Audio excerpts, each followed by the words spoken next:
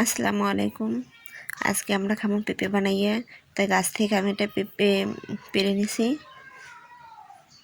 এখন এটা ছিলে ভালোভাবে ধুয়ে নেব।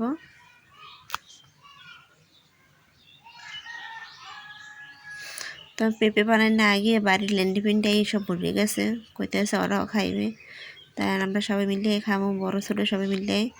আসলে এরকম মাঝে মাঝে কিছু বানিয়ে খেলে খুবই ভালো লাগে।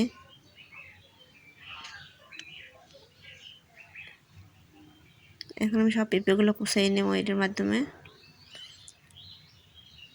দেখেন পেঁপেগুলো কি সুন্দর কুচিয়ে নিয়ে গেছে। আপনারা চাইলে পাটে ছিঁচেও নিতে পারেন।